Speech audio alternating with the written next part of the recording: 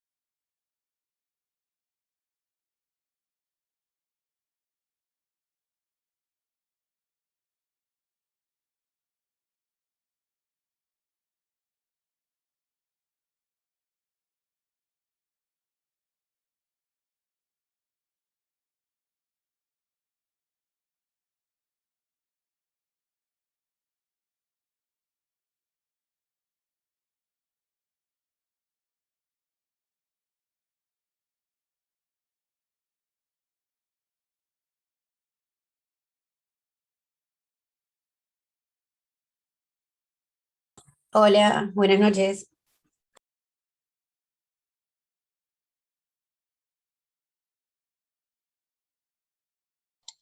Buenas noches, Manuela, ¿cómo estás?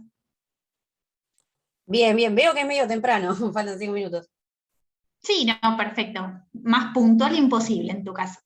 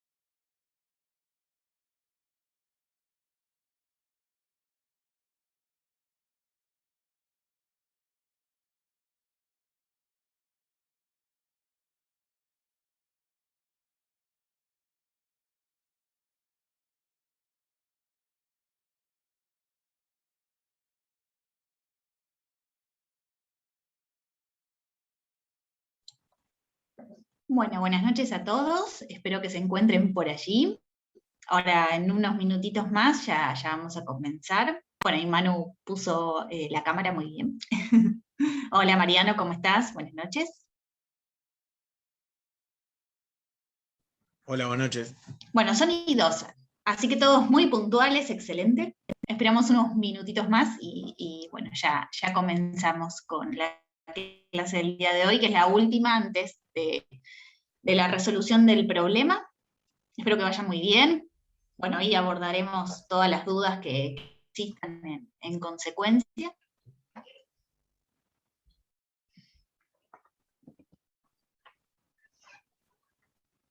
Ya les voy avisando un aviso parroquial del doctor Fabio Farinella para el día lunes.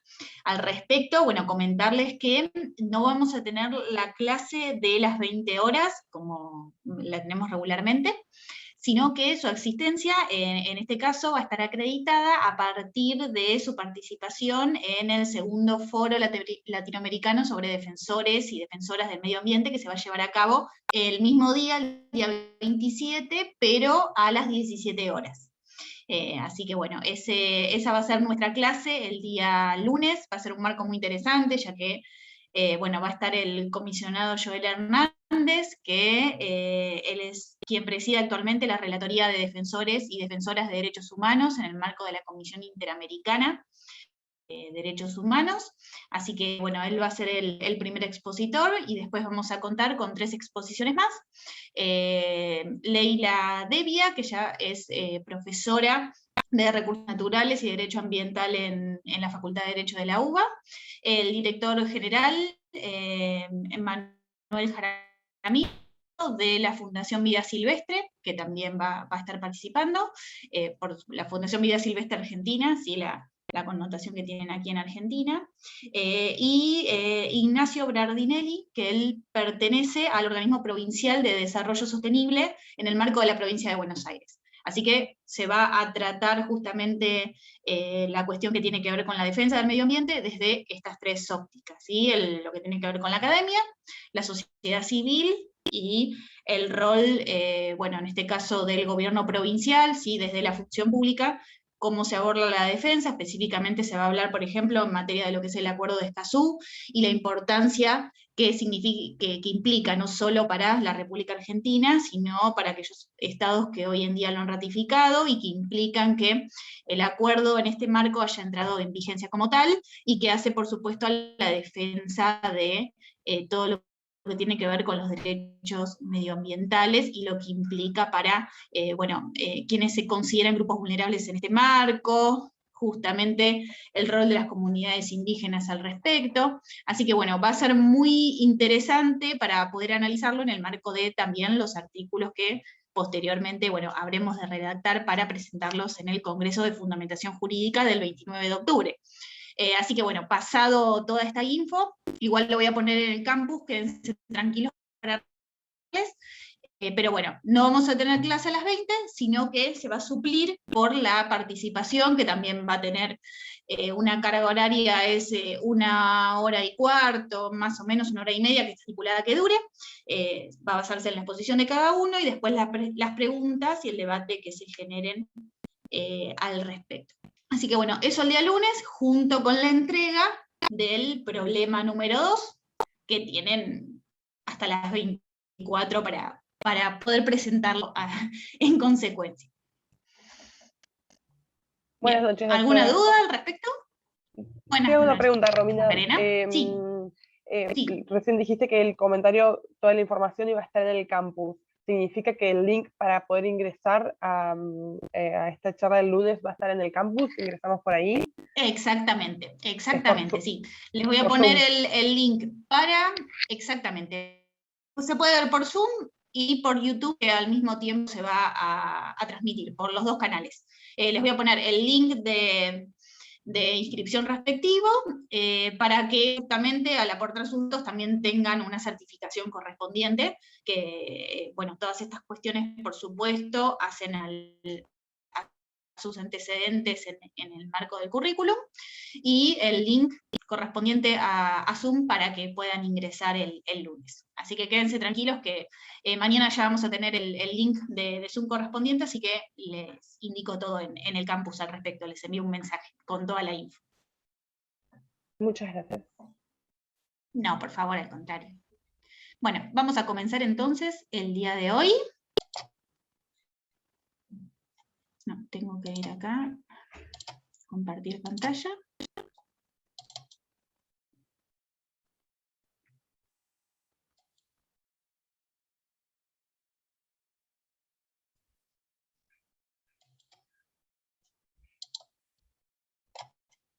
Bien, ¿lo ven? ¿Me escuchan bien? ¿Va todo bien hasta ahora? Bárbaro. Bueno, por Perfecto. supuesto, si se corta o cualquier cuestión me avisan, pero ya he solucionado, así que estoy muy contenta. Bien, habíamos hablado anteriormente, la clase pasada el lunes, acerca de todo lo que tenía que ver con la inmunidad de los estados, pero en este caso específicamente en materia de inmunidad absoluta, relativa, todas sus variantes, actos iure gestiones, actos iure imperio, todo lo que ello significaba, cuando hablábamos de los estados específicamente. Hoy, para finalizar la temática, vamos a hablar de inmunidad, en este caso, pero de los agentes diplomáticos, cuando también nos enfrentamos a inmunidades de carácter absoluto, cuando en materia de inmunidad de índole relativo, y lo que tiene que ver con el fallo de la Embajada de los Estados Unidos en Teherán, todo lo que, en este caso, el fallo de la Corte Internacional de Justicia, que tuvo como protagonistas, en este caso, a los Estados Unidos y a Irán, frente a la toma de rehenes que se produjeron en la Embajada de los Estados Unidos, en la ciudad de Teherán, más 2 consulados más, y bueno, las connotaciones, por supuesto, que tuvieron en consecuencia, en base a una toma de rehenes que duró en su totalidad 444 días, un año y 2 meses más. Sí, la verdad que fue tremendo. Bueno, y la connotación que significó para el derecho internacional en consecuencia, el fallo que dictó la Corte Internacional,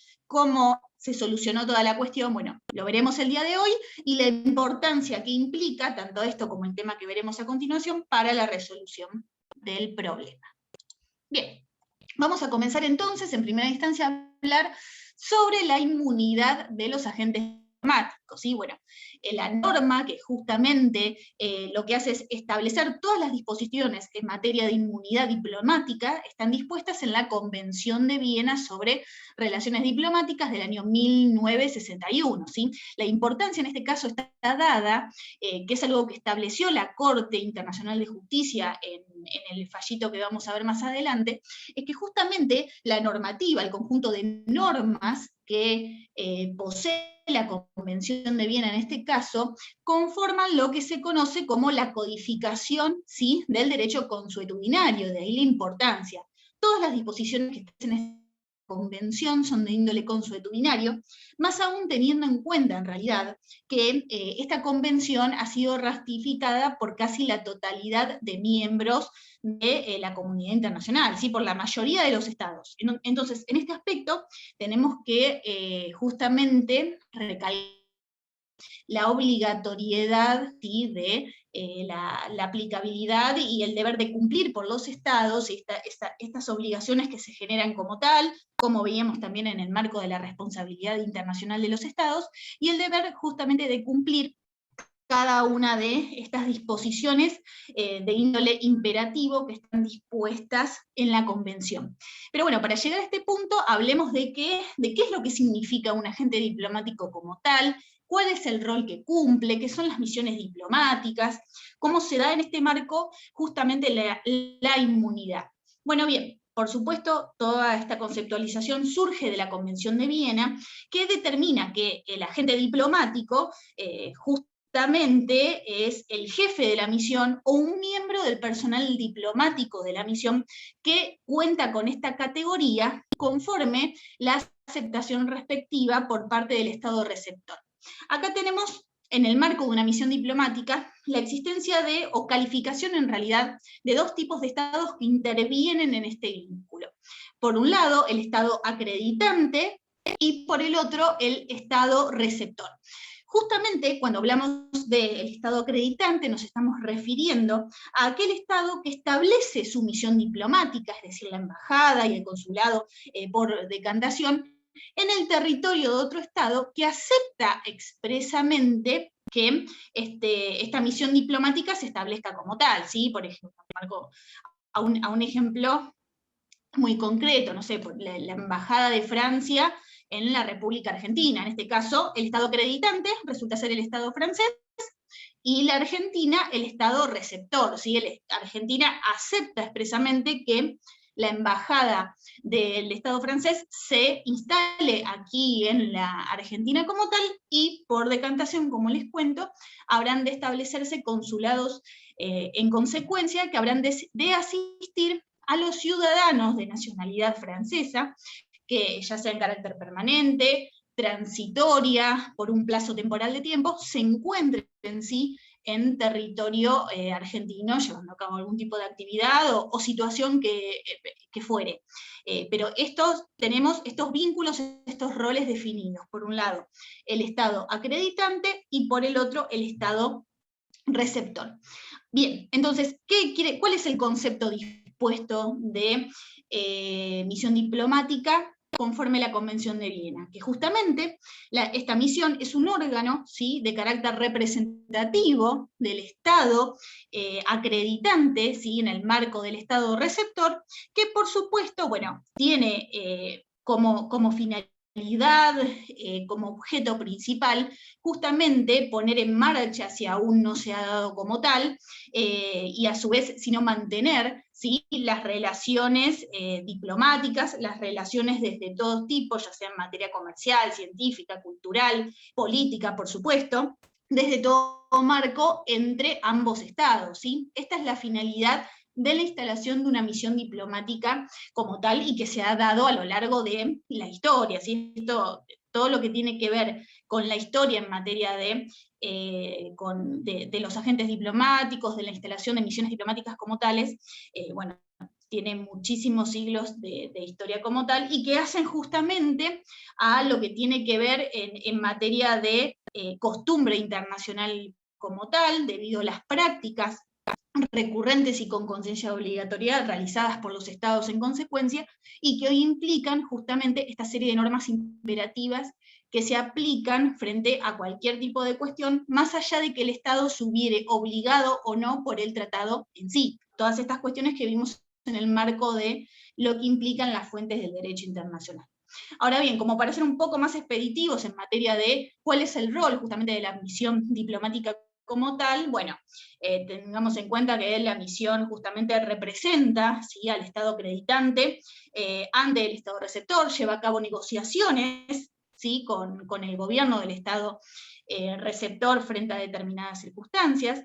Por supuesto tiene la finalidad de, justamente, además de representar al Estado como tal, sino también proteger a los ciudadanos, ¿sí?, que sean de su nacionalidad, siempre en un marco, por supuesto, de respeto del derecho internacional, así lo establece la Convención de Viena como tal.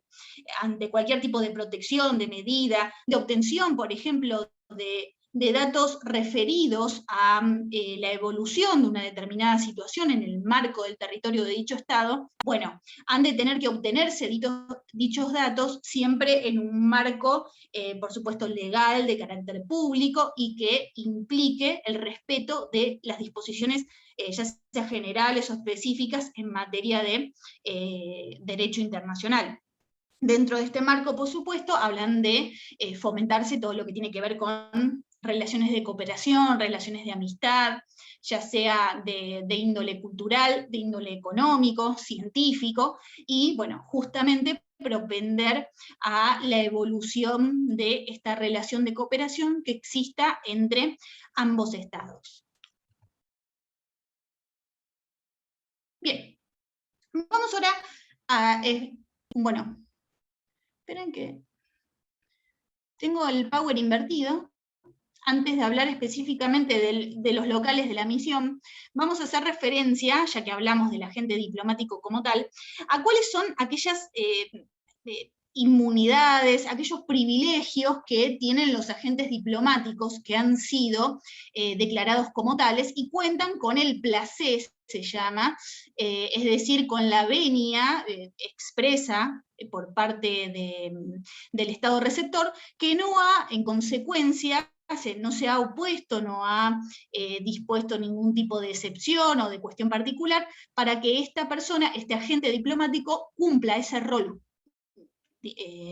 diplomático, ese rol político, ese rol que implica de representación del Estado acreditante en el marco del territorio del Estado receptor.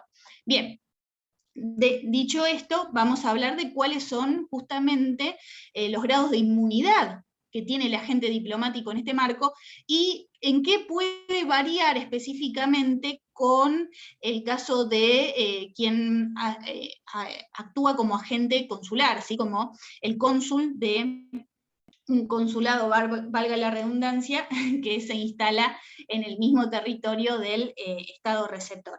Bueno, en consecuencia, indicar primero como regla general que la inmunidad, ¿sí?, del agente diplomático en este caso es de carácter inviolable, ¿sí? ¿Qué significa esto? Que el agente diplomático en este caso no puede ser objeto de ningún tipo de situación que tenga que ver con una detención o con un arresto. En materia de jurisdicción penal, ¿sí?, la inmunidad es de índole absoluta. Esto es muy importante para la resolución también del problema, ¿sí? Los agentes diplomáticos bajo ninguna circunstancia pueden ser dispuestos a la justicia, ¿sí?, de un tribunal de índole penal del Estado receptor, ¿sí?, como tal. La inmunidad es de índole absoluta. Es más, en este caso el Estado receptor tiene la obligación, ojo acá también, para la resolución del problema, este dato importante,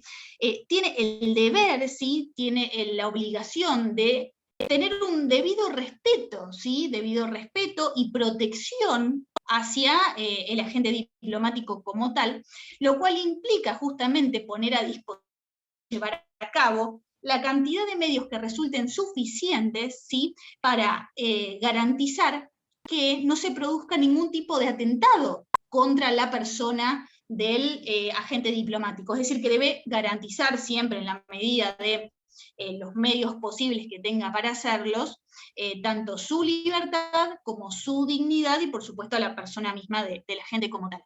Sí, veo una pregunta. Bárbaro Martín, no hay ningún problema. No hay ningún problema. Bien, continuamos entonces. Bueno, como charlábamos, en materia de esta inmunidad absoluta, cuando hablamos de la jurisdicción de índole penal. ¿Qué pasa cuando tratamos la jurisdicción de carácter civil o administrativa? Bueno, esta inmunidad no resulta ser de carácter absoluto, como en el caso de la sede penal, sino que en determinadas circunstancias, excepciones, donde este agente diplomático ha de tener que responder como tal, ¿sí?, o sea, como sujeto privado, y no podrá justamente alegar inmunidad frente a este tipo de acciones, ¿sí?, que las tienen acá, bueno, y por supuesto, cuando hablamos de acciones reales sobre bienes inmuebles que sean de carácter particular, ¿sí?, que sean privados de este agente diplomático, que se encuentren en el territorio del Estado receptor, y que justamente, ¿qué pasa? Más allá de eso, este inmueble que se trate, no sea utilizado con fines específicos hacia la embajada, hacia la misión diplomática, perdón, propiamente dicha. Esta es la diferencia. Si se trata, por ejemplo, de un bien propio del agente diplomático, pero que, bueno, se realizó un acuerdo con su Estado para que dicho inmueble, por ejemplo, resulte ser la sede, la residencia del agente diplomático de carácter oficial, o sea utilizado para cualquier fin que tenga que ver con la misión diplomática en sí, bueno, en ese caso sí goza de inmunidad de jurisdicción como tal. Caso contrario, si es un bien de índole particular que se utiliza para fines privados, no habrá de contar con la posibilidad de justamente oponer dicha inmunidad ante la existencia de cualquier tipo de situación que requiera de la intervención judicial como tal, y que la agente, por supuesto, diplomático en definitiva, tenga que responder. Lo mismo en materia sucesoria, ¿sí? Cuando hablamos siempre de bienes de índole privado, donde en este caso el agente actúe ya sea como heredero testamentario, como heredero forzoso, por supuesto, en el caso de que hablemos de una situación de carácter, que actúe como legatario, bueno, o administrador también puede suceder. Son todos hechos que son de índole privado, se realizan como tales, y en definitiva implican que esta inmunidad ya no sea de carácter absoluta, sino relativa. Lo mismo cuando hablamos de actividades que llevan a cabo los agentes, de índole comercial, de índole profesional, que no tienen que ver con las funciones oficiales que llevan a cabo en el marco de, bueno, de su función como agente diplomático. Entonces, en este caso, han de tener que responder. También tengamos en cuenta que, a diferencia de lo que ocurre, por ejemplo, en el caso del cónsul, el agente diplomático no se encuentra obligado a testificar, si no es necesario que actúe como testigo en una determinada causa que se hubiere abierto, si así no lo deseara. Por ejemplo, como vamos a ver en el caso de la Embajada de Teherán, bueno, en este caso el gobierno que había tomado el poder en ese momento, a través del Ayatollah Jomenei, quien era, bueno, en este caso, quien se había convertido en líder de lo que ellos justamente reconocían como una revolución, bueno, pretendían que todos los miembros, todos los agentes de la Embajada de los Estados Unidos en caso, además de ser sometidos al marco de la jurisdicción penal de dicho Estado, del Estado iraní, en otro tipo de causas iban a actuar también como testigos.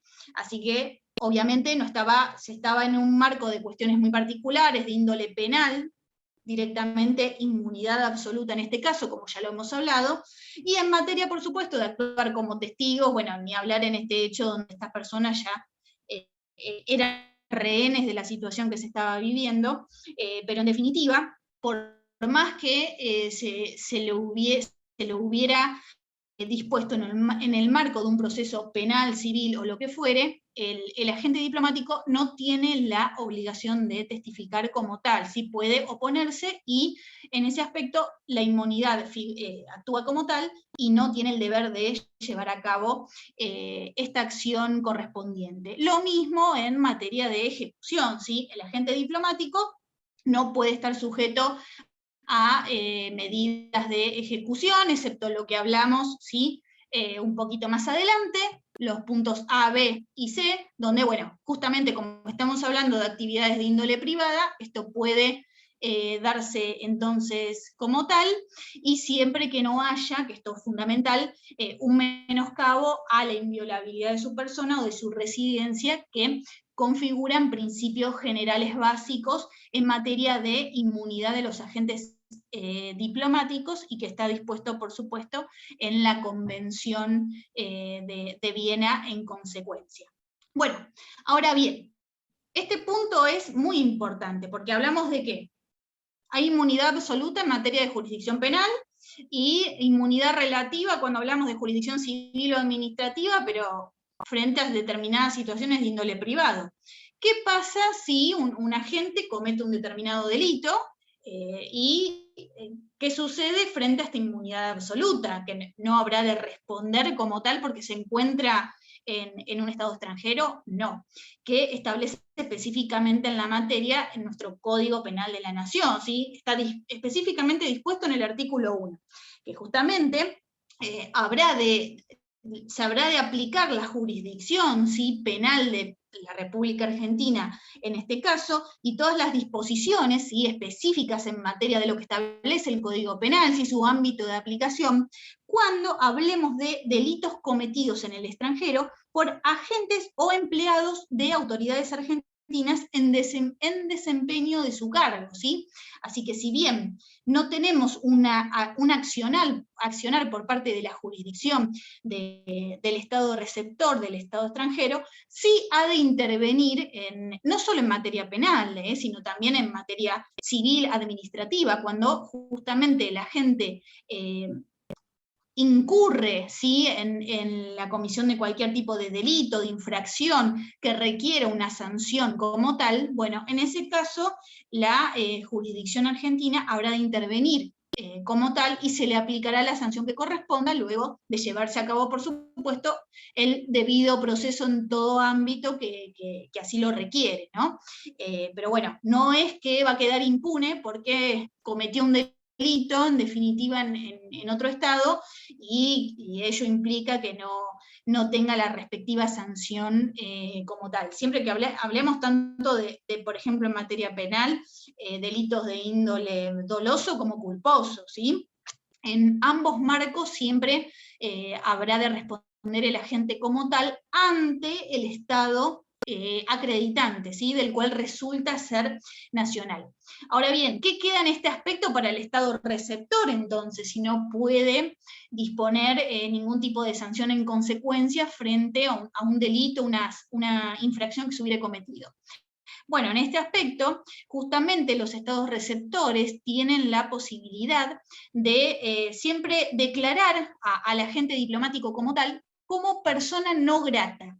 Cuando es declarada con esta característica una persona no grata, significa que este sujeto debe ser retirado por parte del Estado acreditante como tal y dispondrá oportunamente un reemplazo en consecuencia, pero el Estado receptor tiene esta posibilidad jurídicamente ilimitada, ¿sí?, de poder justamente disponer que una persona deje su territorio, siempre cumpliendo, ¿no?, en el marco del cumplimiento de estas funciones diplomáticas como tales, por considerarlo, bueno, que se ha producido algún tipo de ofensa, algún tipo de sanción, de infracción, que justamente haga lugar a esta medida.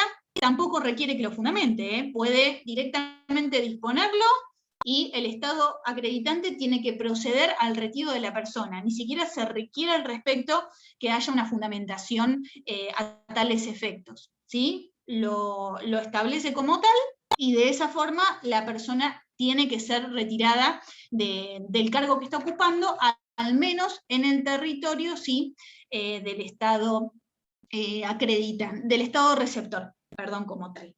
Bueno, un poquito más como para contarles acerca de esta inmunidad, tener en cuenta que en el caso de lo que tiene que ver con los agentes, ¿sí, Macarena? Perdón, no quería interrumpir, pero me por perdí. Cuando cometen algún hecho ilícito o alguna acción en el desempeño de sus tareas oficiales, que es pasible una multa o bueno, alguna sanción, dijiste que se somete a la jurisdicción del Estado receptor. Del Estado acreditante, Maca. No sé si Acreditante. tal vez me habré confundido cuando lo dije. El Estado No, acreditante, el Estado del sí. cual es nacional. Porque estoy con el Código Penal. Y dice, este código se aplicará por delitos cometidos en el extranjero por agentes o empleados de autoridad. O sea, que se somete a la jurisdicción del Estado acreditante con las leyes del Estado receptor. Sí, pero quien lleva a cabo en realidad o sea, quien lleva a cabo todo el proceso penal como tal y la sanción respectiva estará dispuesta por el Estado acreditante, ¿sí?, por el Estado argentino en este caso. Es quien lleva a cabo el proceso como tal. Me confundí, yo entendía el Estado que, por ejemplo, si está la embajada francesa en Argentina, Argentina es el Estado receptor. No. El Estado acreditante es el Estado que dispone o se lleva a cabo una misión diplomática en otro Estado. Por ejemplo, vamos a cambiar el rol. Por ejemplo, en España, el Estado argentino dispone una embajada en España. Sí. Argentina es el Estado acreditante. Está bien. España, donde se instala la misión diplomática, es el Estado receptor. ¿Qué pasa en materia de jurisdicción penal? Si este agente diplomático comete un delito penal en España, existe inmunidad absoluta. ¿Qué significa? Que el Estado español no lo va a someter a juicio, no lo va a someter a proceso porque se opone la inmunidad que el agente diplomático posee. Pero ello no implica que, o sea, el delito que cometió, por ejemplo, quede impune, sino que justamente el Estado argentino, que es el Estado acreditante, será el ámbito de aplicación como tal, donde esta persona, este agente, ha de ser sometido al debido proceso penal en consecuencia por el delito que hubiere cometido. Pero tenemos a la Argentina en este caso como Estado acreditante y a España como Estado receptor. Bien, perfecto. ¿Entendés, Maca? Sí. Si no, volvemos, Sí, sí, sí, no, está bien, lo he entendido bien. Sí. El Estado siempre receptor es el que recibe a la misión diplomática. Y el Estado acreditante es quien la lleva. ¿Seguro? Te veo cara ahí y decir que, bueno, cualquier cosa porque me en realidad decís luego. entiendo lo de la inmunidad absoluta, pero mencionaste que hay una excepción, que es que cuando comete algún delito en la función de sus cargos que queda sometida a la jurisdicción. ¿Entendí? Exacto. No, ahí se hizo. Las excepciones están dispuestas en materia de jurisdicción civil y administrativa, no en materia penal. Cuando hablamos de, o sea, cuando se somete una determinada acción, una determinada sanción, lo que fuera en materia civil o administrativa, y estamos hablando de, por ejemplo, tenemos un jefe de misión en el marco de la embajada que tiene un departamento en España, ¿no? Y se produjo, no sé, algún tipo de problema en materia de expensas. En ese caso, como se trata de un departamento que pertenece, en este caso, al agente diplomático, y una situación, una deuda de expensas que no tiene nada que ver con una cuestión que haga a la función diplomática que lleva a cabo este agente como tal, ahí sí va a intervenir la jurisdicción española, y bueno, la ejecución de la deuda, lo que implique que haya en esas circunstancias, habrá de ser aplicada, o sea, el ámbito de aplicación está dado por la normativa española como tal, y los juzgados, la justicia española es la que interviene y ejecuta, por ejemplo, la deuda respectiva. Por eso las excepciones estas específicas en materia de cuestiones de índole privado se dan solamente en materia civil y administrativa, y en estas tres excepciones en particular.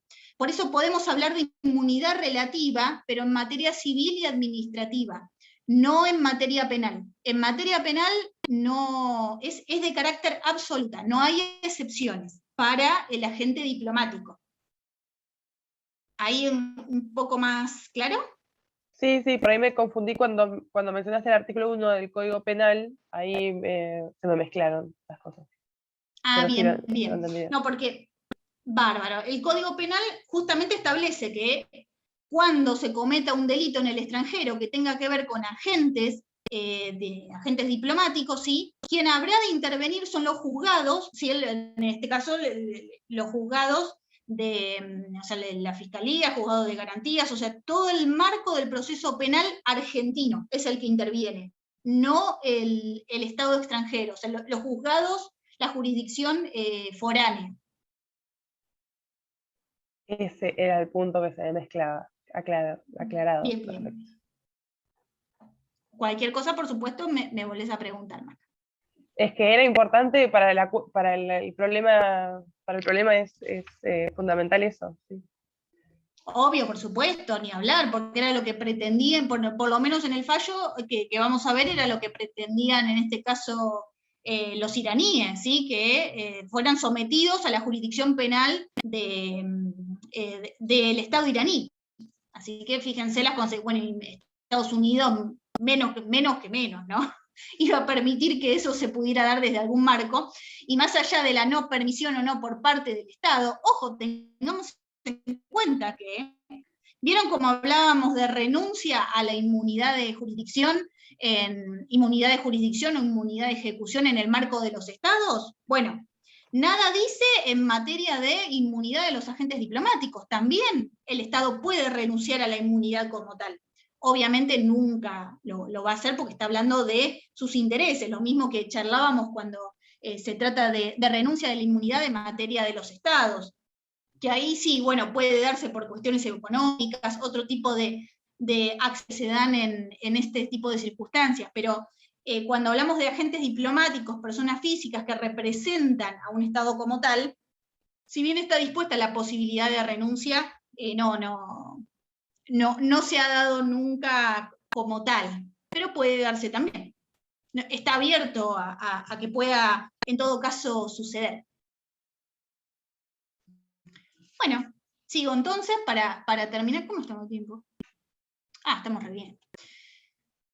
Nos queda ver, antes de ver los locales de la misión, contarles un poquito, bueno, el tema de lo que tiene que ver con la exención de impuestos, ¿sí? Los agentes diplomáticos están exentos, en este caso, de pagar impuestos y gravámenes, ya sea de índole personal, de índole real, ¿sí? En materia de derechos reales, por supuesto, de todo índole, nacional, municipal, regional, siempre, o sea, siempre en que no estemos hablando de impuestos indirectos, como sucede, por ejemplo, en el caso del IVA, en los productos que consumimos, que compramos, bueno, cotidianamente, ¿sí? De ese tipo de impuestos, por supuesto, no están exentos, pero sí, por ejemplo, en materia inmobiliaria, cuando hablamos de inmuebles, sí, que son utilizados para fines de la misión. Bueno, en este caso, están en este aspecto eximidos de pagar todo tipo de impuestos que se configuren dentro de este marco. Y ahora, esperen, ahí está, ahora sí. Vamos a hablar de qué pasa. Bueno, hablamos de la inmunidad del agente diplomático.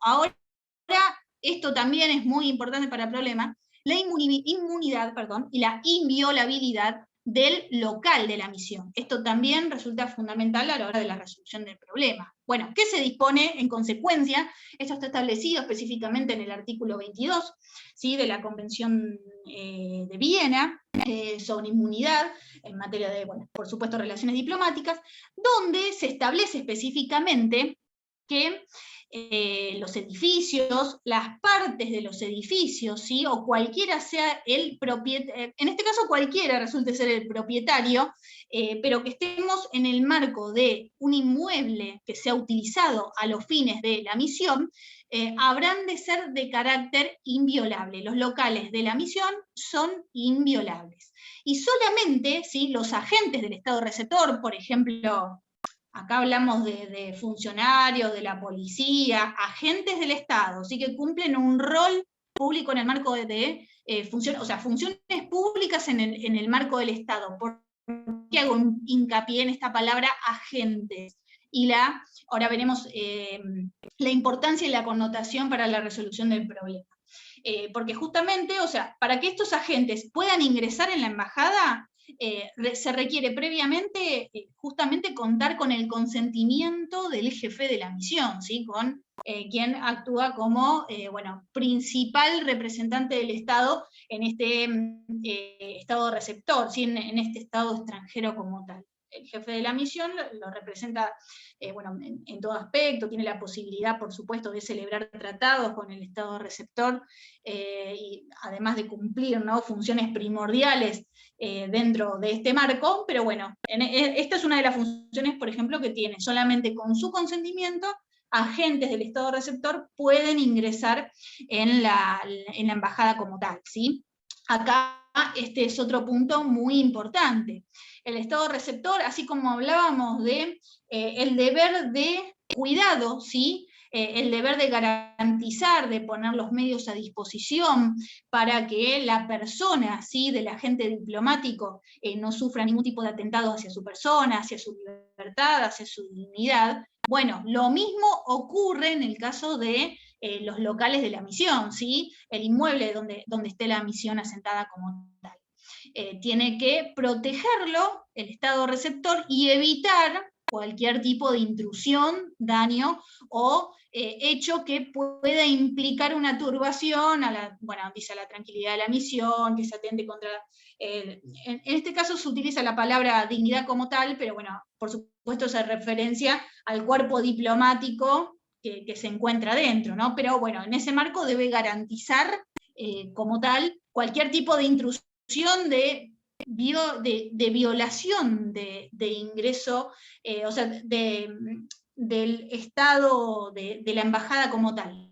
Bueno, un poco en el problema vemos que nunca estuvo garantizada, al menos esta obligación como tal, ¿no? Y hablamos de una obligación de índole imperativo, por supuesto, o, valga la redundancia, el deber de cumplir como tal que tienen los estados receptores en este caso, y bueno, que en definitiva, al no hacerlo, al no haber actuado diligentemente, actuado con negligencia, o en un marco que ya soslaye una responsabilidad internacional frente a la intención que se tiene de que eso ocurra como tal, por supuesto habrá de generar la responsabilidad internacional pertinente. Bueno, a su vez, tanto los locales de la misión como el mobiliario, la documentación, ¿sí? Los medios de transporte que la misión utiliza como tal, y que son oficiales, ¿no? que están dispuestos como tales, bueno, en primer lugar, son inviolables y desde de los mismos no se ha de permitir ni su registro, ni el embargo de los mismos, ni la aplicación de cualquier tipo de medida de ejecución, ¿sí? Acá vemos el grado de inmunidad que existe como tal frente a tales situaciones y circunstancias que pueden darse, ¿sí? En este aspecto, la inviolabilidad del local es de índole absoluto, lo mismo la inmunidad.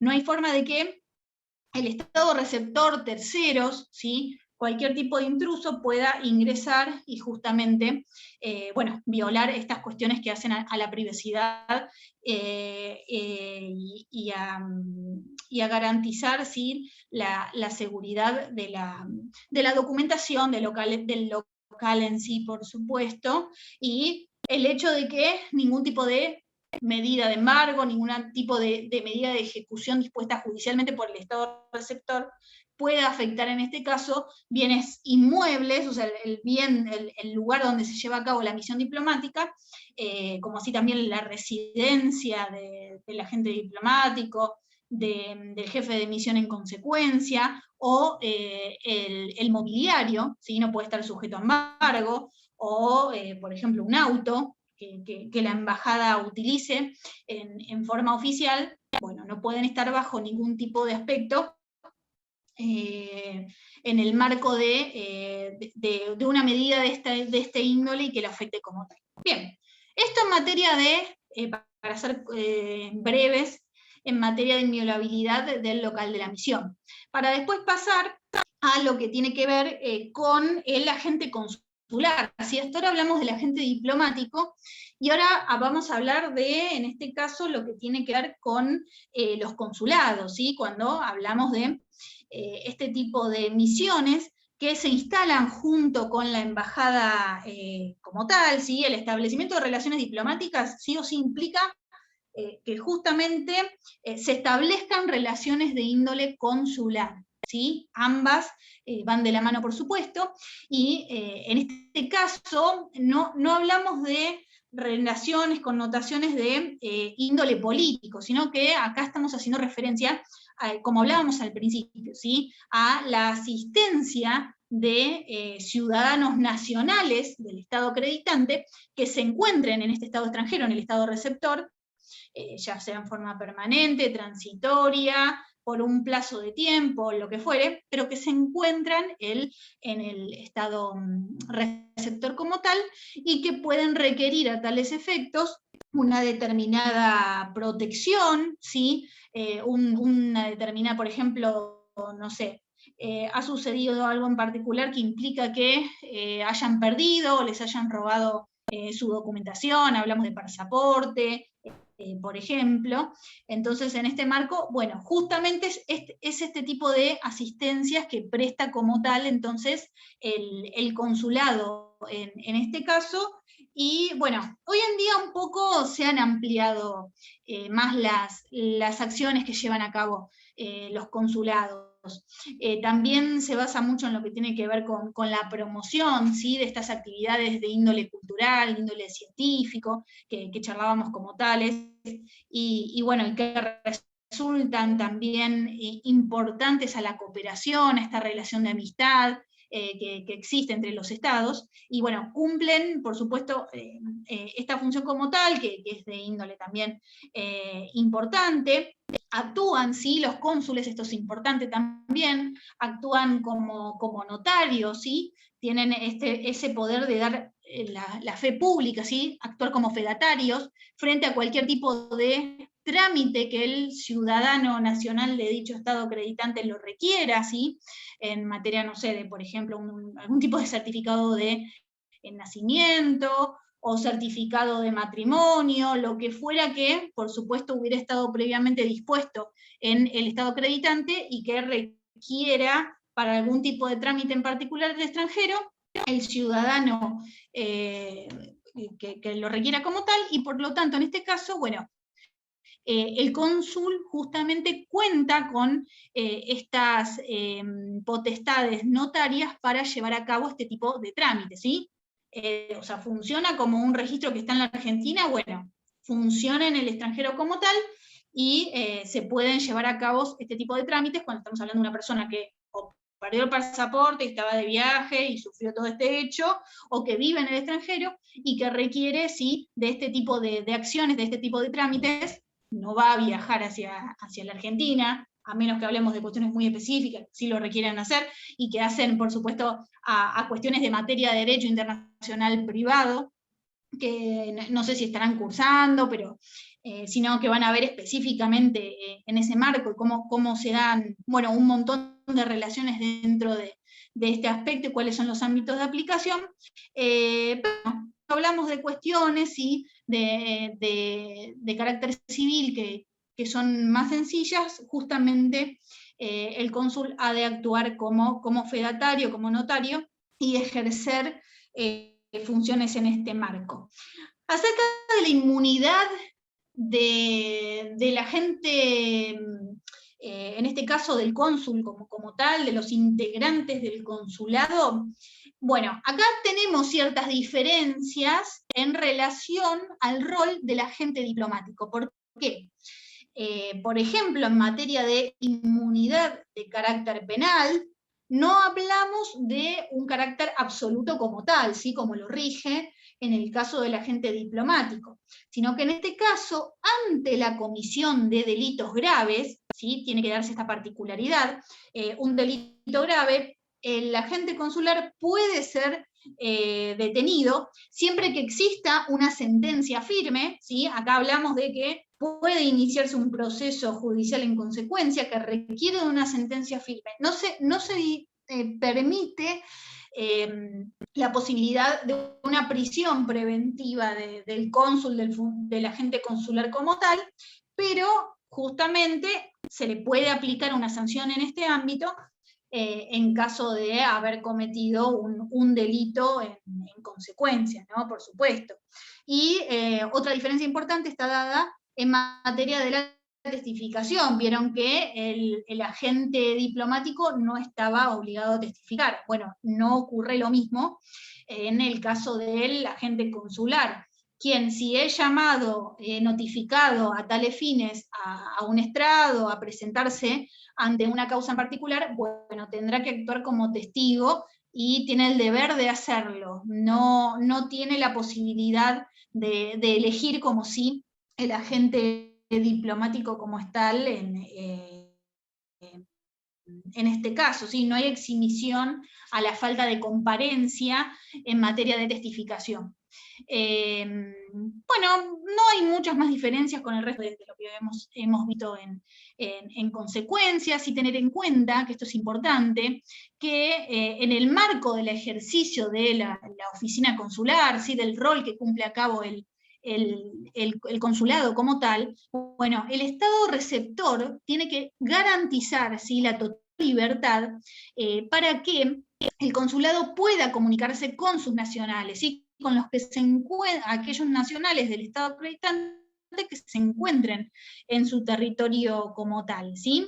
Y esto incluye, por supuesto, a aquellas personas que se encuentren detenidas, que se encuentren privadas de su libertad, ¿sí? Civiles, acá no hablamos de agentes ni diplomáticos ni consulares, sino un extranjero que se encuentra justamente en otro estado, ha cometido un ilícito, o fuera como fuere, hasta que se disponga la respectiva sanción, si así un juzgado lo considerare, y se dé o no todas las instancias respectivas en materia internacional y en consecuencia, justamente dentro de este marco se le tiene que garantizar a esta persona que se encuentra privada de su libertad el respectivo encuentro con el cónsul para justamente otorgarle todo lo que tiene que ver con sus garantías dentro de este marco. ¿Sí? El consulado cumple ese rol, por eso el Estado receptor tiene la obligación de notificar al consulado pertinente en el caso de que haya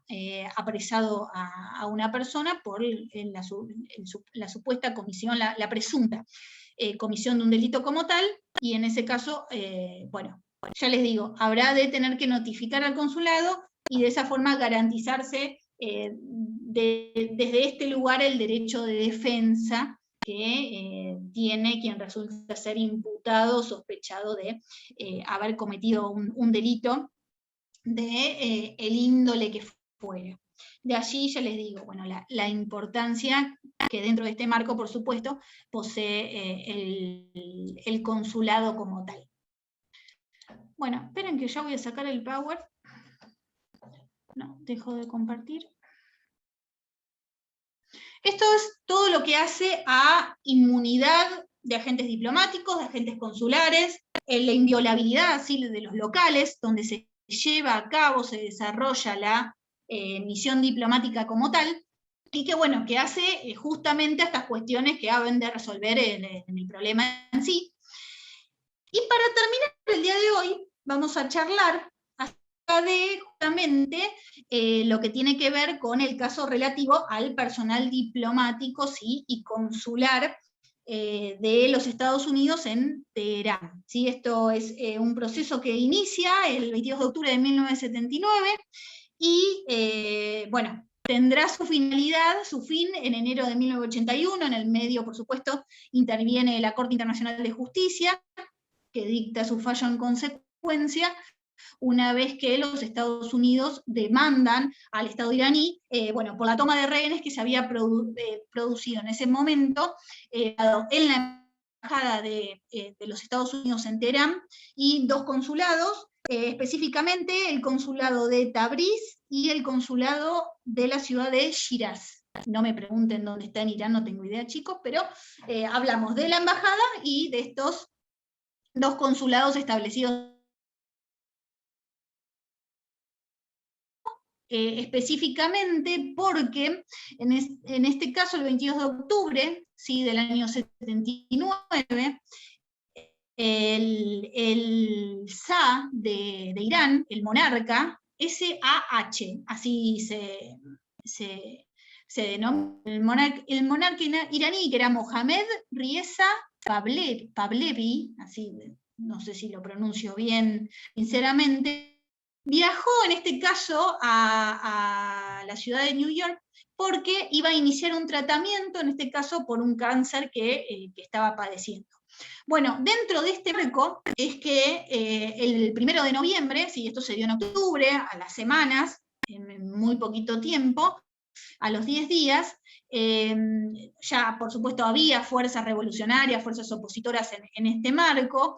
Quien resultaba ser en este caso el líder iraní era un clérigo islamita chiita, esta era la facción ¿no? que tenía dentro de este marco, era el ayatolá Jomenei, este era el apellido. Un ayatolá en este caso es un clérigo, ¿sí? Ocupa uno de los rangos más altos dentro del sistema ¿sí?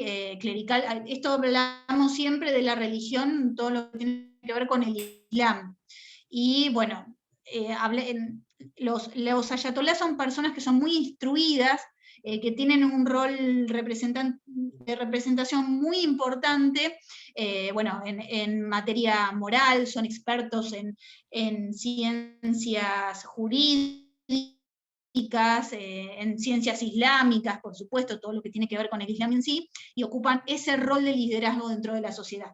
Bueno, ¿qué planteaba justamente el ayatolá en este caso? Iniciar una revolución como tal, ¿sí? Una revolución islamita que tenía por finalidad, por supuesto, establecer un nuevo gobierno. Decían que el Shah de Irán, ¿sí? El que se encontraba en New York en ese momento, resultaba ser un títere de los Estados Unidos, y que por lo tanto había que derrocarlo como tal, y depuesto, ¿sí? Bueno, este grupo revolucionario que se estaba gestando, ya estaba gestado como tal, pero que frente a estas circunstancias había justamente, bueno, impulsado aún más su poder como tal, comenzaron bueno, justamente fogonear, ¿no? Para decirlo de un poco muy, bueno, una forma muy poco ortodoxa, el hecho de la toma del poder y, bueno, finalmente hacerse de su rol de liderazgo en el Estado iraní. Bueno, esto generó sus frutos como tales e implicó que justamente un grupo de estudiantes que se consideraban, sí, aficionados al ayatolá y este discurso que había en consecuencia, que no solamente estaba dado por él, sino por funcionarios y seguidores que tenían cargos, tenían un poder importante, ¿no? En el marco del Estado iraní, del gobierno iraní como tal, implicaron que tomara embajadas. Se estableció que hubo un promedio de 500 estudiantes, de 500 personas que ingresaron a la embajada de Teherán en ese momento, y a los consulados respectivamente, pero la verdad es que tampoco se tuvo una certeza, porque se hablaba en un principio de 300 a 5.000 personas. Imagínense la cantidad de bueno, seguidores que había desde este lugar, y el tiempo que duró, porque esto arrancó en octubre, como les decía, de 1979, y finaliza en enero de 1981. Estas personas fueron rehenes durante todo ese tiempo, estamos hablando de un promedio de 60 personas que estaban trabajando en la embajada en ese momento, o sea, agentes diplomáticos y el resto del personal que integra la embajada como tal. Solamente hubo una operación de inteligencia llevada a cabo por los Estados Unidos que salió exitosa de alguna forma, porque se lograron escapar, en este caso, de dentro de la embajada, 6 rehenes, que en ese momento son acogidos en su residencia por quien era en ese momento el cónsul canadiense, ¿sí? en territorio de Teherán, y bueno, por supuesto, estuvieron en el marco de su casa, sí, exiliados, hasta que salieron finalmente refugiados, es la palabra, hasta que pudieron salir del país. Ah, no la conocía, Martín. Bueno, acá la recomendación Argo de la película, que bueno, justamente debe contar, imagino, cómo se sucedió el hecho, bueno, más aún para el finde, antes de la entrega del trabajo, para poder verla y analizar bien lo que sucedió. Bueno, vamos a la parte más allá de cómo se dieron los hechos, ¿no? Cuál fue todo lo que se plantea ante la Corte Internacional de Justicia, porque ante estos hechos, por supuesto, lo que hace Estados Unidos es presentarse, ¿sí? Presenta un memorial, una memoria ante una demanda, ¿sí? En el marco internacional, la demanda y la respectiva contestación se denominan memorias. Caso relativo al personal diplomático y consular de los Estados Unidos en Teherán. ¿Quién me preguntó? Manu. Igual, Manu, gracias. está el fallo yo les puse la bibliografía, una carpeta que dice bibliografía complementaria, y ahí van a encontrar el fallo que les estoy comentando. Ah, Irma acá también lo compartió, perfecto. Gracias. Ahí lo tienen, genial. Bueno, contando un poquito los pormenores del fallo en sí. Bueno, en este caso Estados Unidos sí presenta la respectiva demanda, la memoria en consecuencia, como veremos cuando hablemos de Corte Internacional de Justicia, toda la parte procesal que tiene que ver con el proceso en el marco de la Corte. Y bueno, justamente, ¿qué es lo que plantea Estados Unidos en consecuencia? Que Irán había violado todo tipo de obligaciones jurídicas internacionales para con los Estados Unidos frente a la toma de la embajada que se estaba llevando a cabo, ¿sí? Y que por supuesto sus pretensiones fundamentales, en primer lugar primordiales, para decirlo como tales, eran que se dispusiera, bueno, en forma inmediata la liberación de los rehenes como tal, que lo mismo ocurriera con la embajada, ¿sí? Que todos estos estudiantes, todos estos civiles, fueran justamente excluidos, o sea, retirados de la embajada como tal, que la misma volviera al poder de los Estados Unidos, ¿sí? que finalizara así todo lo que tenía que ver con esta violación a la inmunidad diplomática que se estaba produciendo como tal. Por supuesto que esto implicaba la inmunidad en materia de juicio penal, como charlábamos, ¿sí? Esto sin duda, que estas personas, a las que ellos consideraban, porque en realidad Irán decía que la embajada se había convertido en un marco expiatorio, que lo utilizaban para fines de espionaje y estaban cometiendo delitos desde ese lugar, ¿sí? Que la embajada se había convertido en realidad en un centro de espionaje, por eso se había tomado. Ese era uno de los motivos por los cuales planteaba Irán que estaba correctamente lo que estaba llevando a cabo. Bueno, obviamente esto era totalmente fuera de lugar y más aún en materia de lo establecido por el derecho internacional en consecuencia, ¿sí? Así que era lo que pretendía Estados Unidos, que se finalizara con la toma de la embajada, que se liberara a todos los rehenes y que se, por supuesto, que los mismos iban a poder salir en condiciones viables del país, ¿sí? Que obviamente todos iban a querer irse del país frente a las circunstancias cometidas, y así tenía que garantizarlo como es tal el Estado iraní.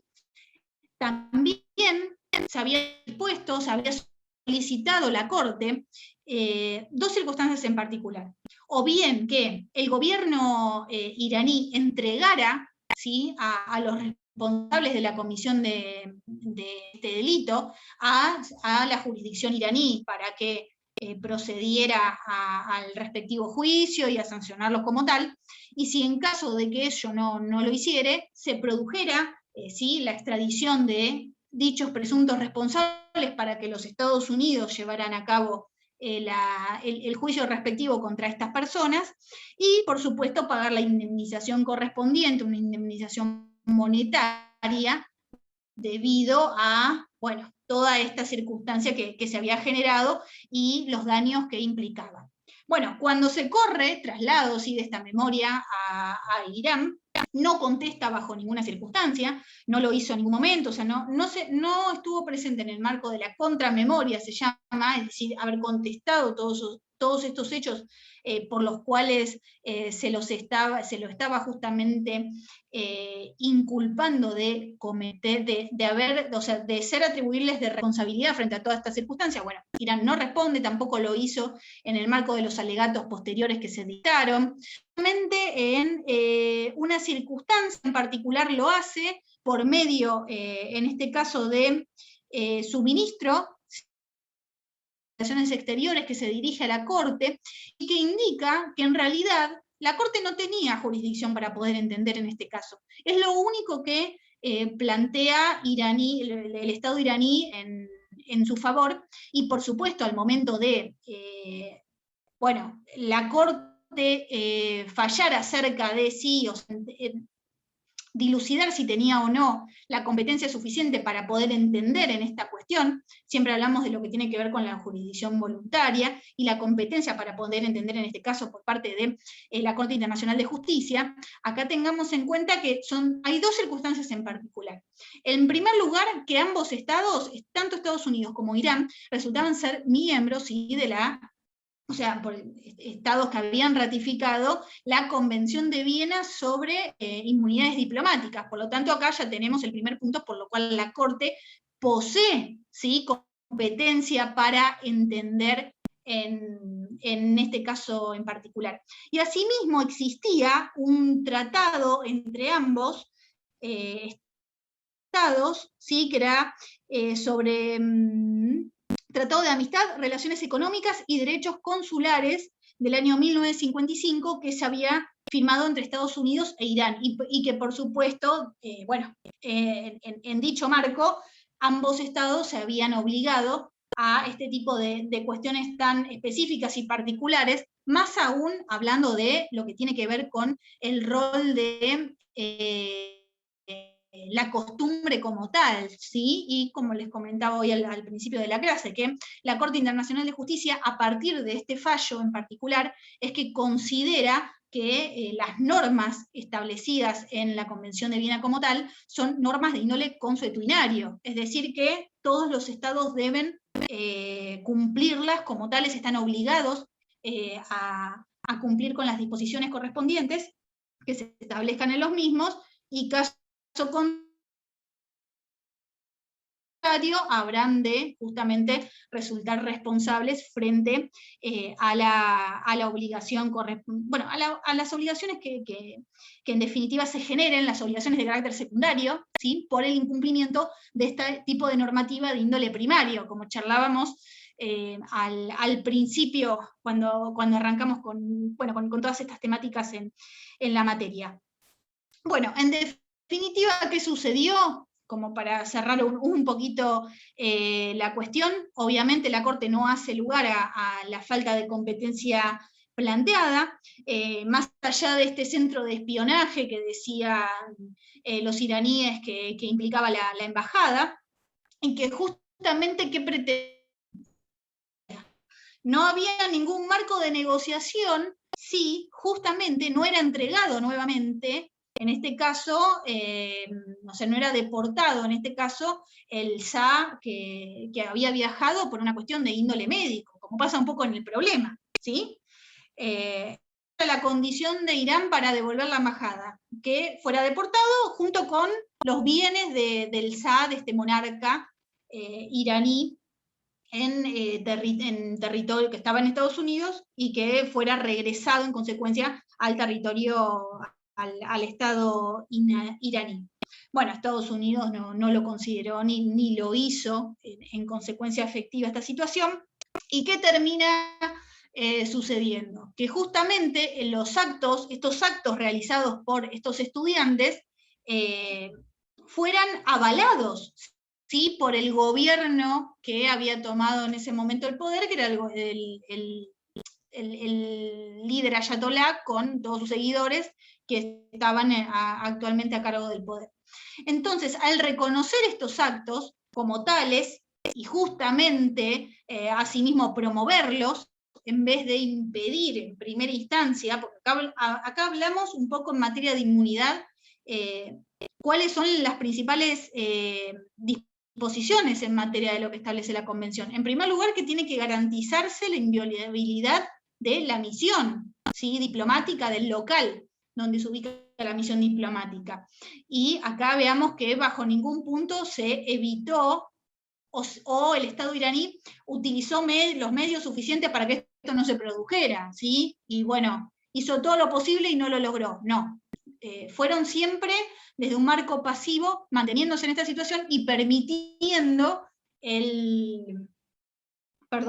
la toma que se estaba realizando. Bueno, ¿qué se da en consecuencia? Que la Corte Internacional de Justicia, y acá es lo importante también, esto cuando les hacía referencia a los agentes, considera la Corte Internacional de Justicia que en realidad estos estudiantes se habían convertido en agentes del gobierno que en ese momento se encontraba a cargo, y que finalmente, por todo lo que tiene que ver con la crisis política que se generó en el medio, ya cuestiones internas de lo que tuvo que ver con las facciones y el gobierno iraní, quedan a cargo, sí, quedan como gobierno oficial en ese momento. De allí justamente que estos estudiantes, conforme lo que establece la Corte Internacional, se terminan configurando en agentes de Estado, cumplen ese rol debido a que, bueno, el gobierno oficial ya para ese entonces había tomado como propios, ¿sí? Se termina disponiendo esto, que había tomado como propios actos realizados por civiles. Volvamos acá a la importancia de la responsabilidad internacional y cuál es una de las excepciones, porque en materia de responsabilidad internacional que habíamos visto al principio de las clases, que justamente los estados no responden por actos delictivos, hechos delictivos cometidos por particulares, ¿sí? Ahora, cuando justamente esos actos de índole civil, de índole particular, son tomados como propios por parte del Estado, los reconoce como tales, bueno, esta situación por supuesto va a generar responsabilidad internacional como tal, que es lo que finalmente sucedió. Bueno, la Corte Internacional falla en consecuencia, dispone por supuesto que se debía liberar con carácter urgente, en forma inmediata a los rehenes, devolverse las misiones diplomáticas como tal, tanto la embajada como los consulados, que por supuesto ningún miembro, ¿sí?, tanto en materia diplomática como en materia consular, iba a poder ser retenido, ¿sí?, en el marco del territorio para poder ser juzgado por ningún tipo de hecho. La Corte Internacional no lo permitiría bajo ningún tipo de circunstancia, ya sea que se los tomara tanto como imputados o como testigos.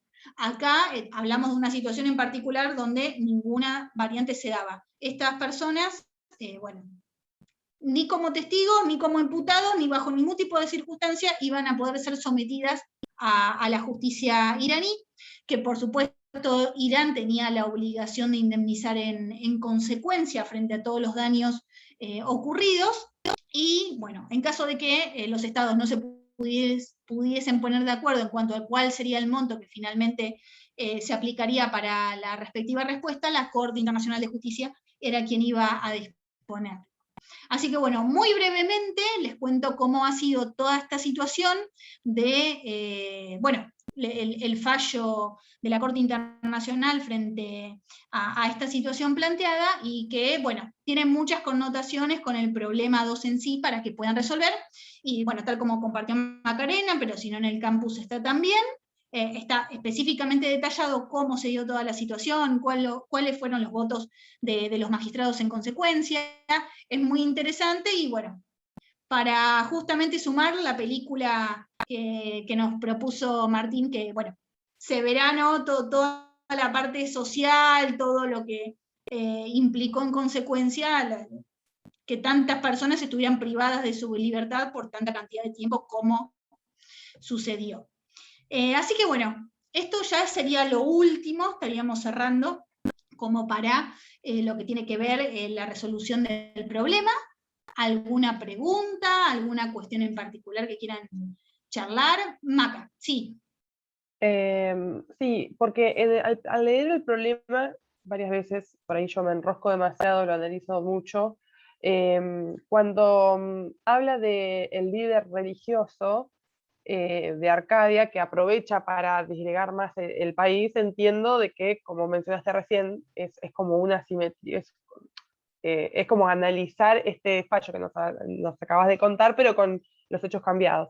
Entiendo que el líder religioso no es parte del gobierno, por supuesto. Pero después... Ojo, en ese momento no lo era.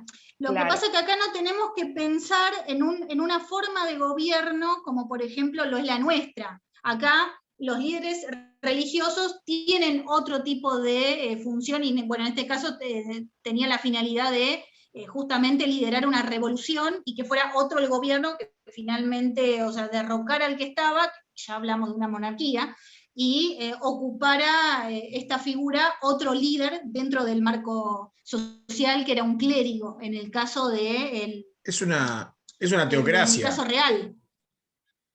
Exactamente. O sea, es como casi como el primer ministro, el ayatolá. O sea, tiene un poder sobre la moral y o sea, tiene otras cuestiones que nosotros no tenemos, básicamente. Es como un líder espiritual, pero que sí, es parte del gobierno. O sea, es...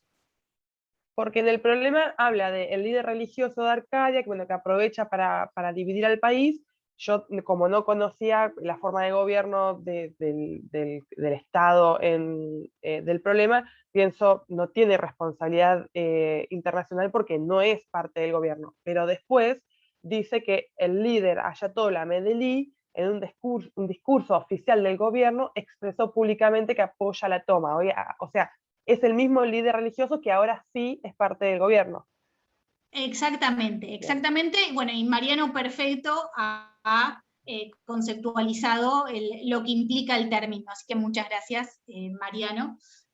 Pero bueno, dentro de este marco es que se da toda la situación y cómo este líder justamente pasa a ser, o sea, toma el rol central oficial, y desde ahí todo discurso que se hace desde este lugar puede generar, si ustedes lo consideran como tal, responsabilidad internacional. Eso yo se los dejo para que lo fundamenten en el problema.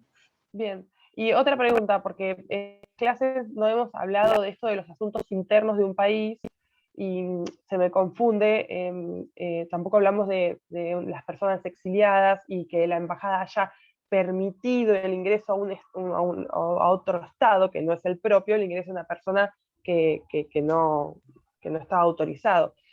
Entiendo que esta pregunta que dice, ¿implicaría haberse entrometido en los asuntos internos de Arcadia? Significa que hay que buscar algo y no encuentro a dónde apuntar. Ahí, eso ya se los dejo a su criterio conforme lo que hemos visto en materia de principios, por supuesto. Es un poquito capciosa la pregunta como tal, más teniendo en cuenta que en este caso el SAA, no sé si lo estoy diciendo bien, estoy expresándolo bien, no es que ingresó al territorio de Markovia en este caso porque estaba solicitando, por ejemplo, un asilo político o se exilia, sino que va a este territorio porque se va a realizar una cirugía. Cualquier persona, si no tiene, o sea, ingresó al país dentro de ese marco.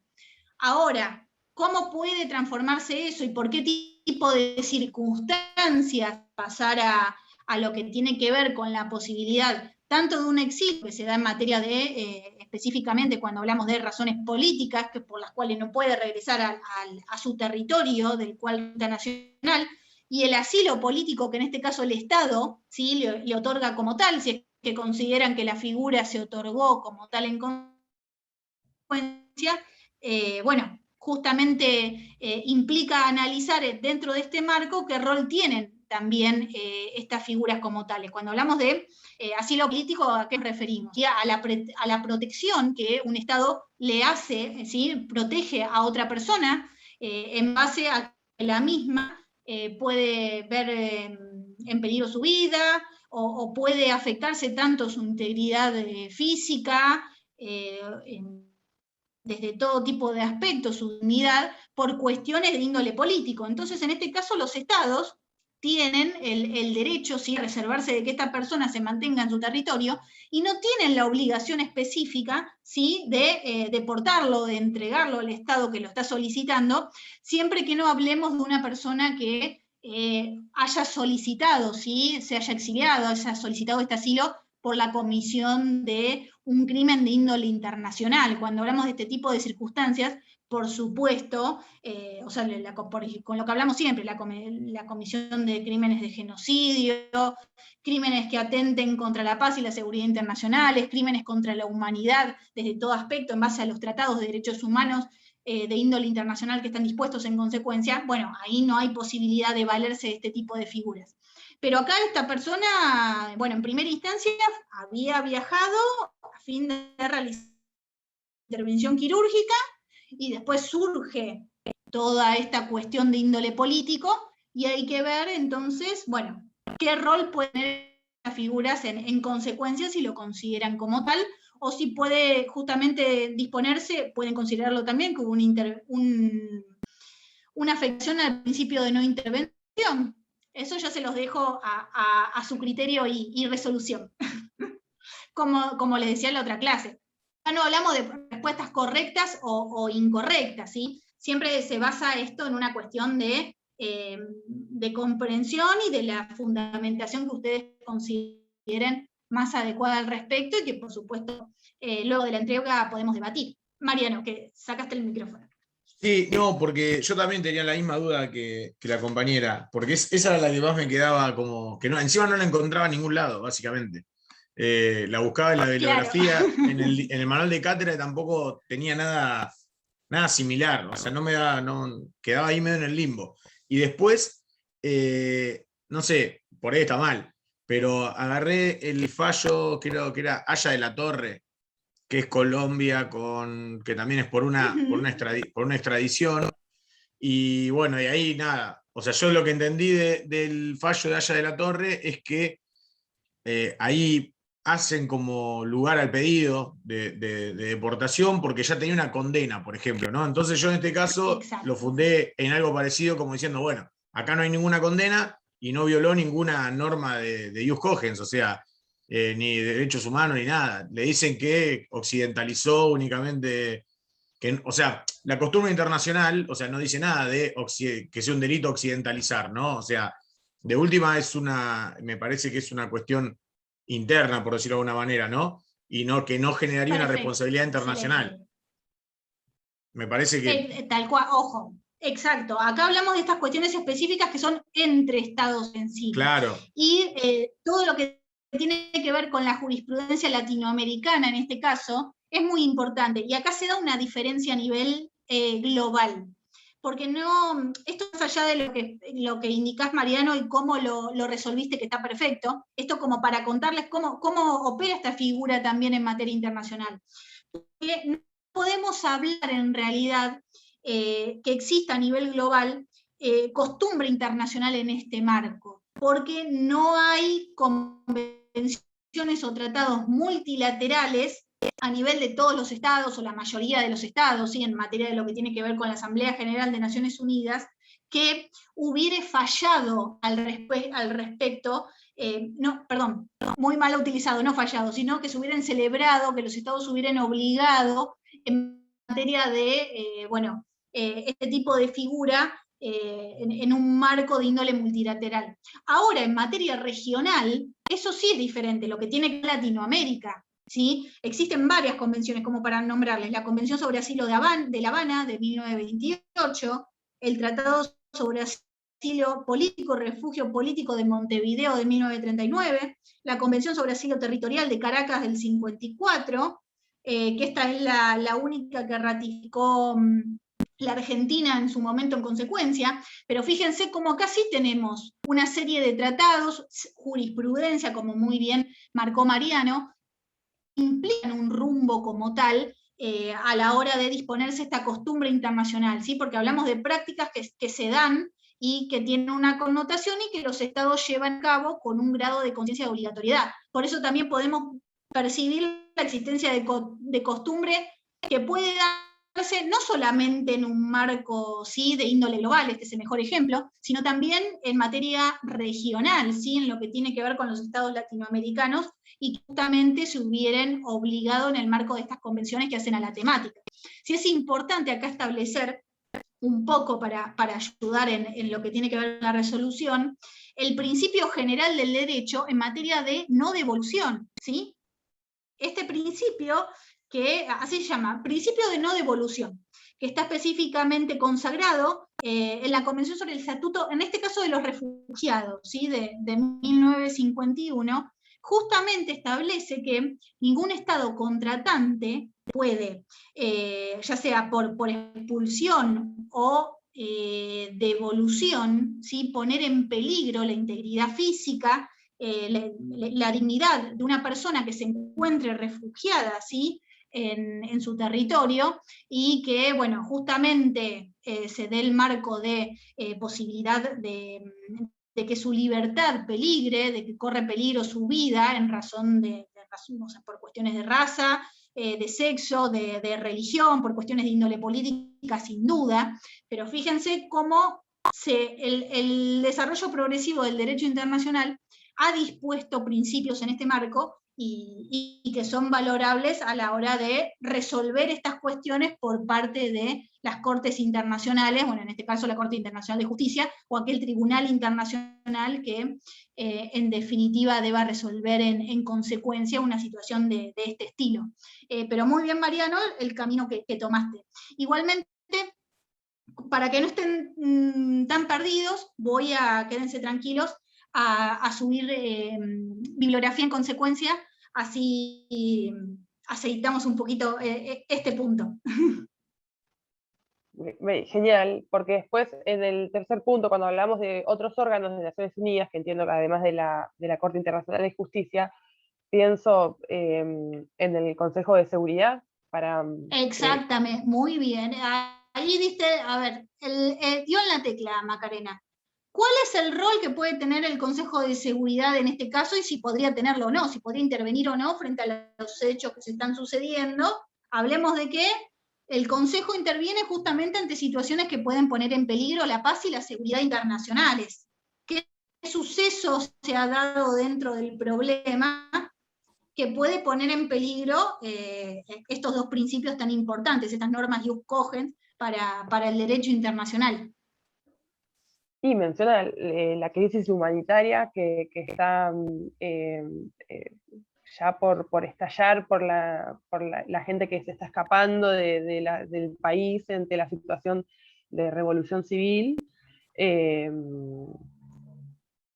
Perfecto, excelente, Macarena, muy bien, porque acá ya estamos hablando de una situación que excede, ¿sí?, a una connotación o un conflicto entre dos estados, ¿sí? Acá estamos hablando de una masa de personas que por esta situación se dirigen a las fronteras de terceros estados, y que pues esto puede justamente significar una crisis como tal que implique en consecuencia, bueno, que se vulnere, ¿no?, que se ponga en peligro la paz y la seguridad internacionales. Así que muy, muy bien.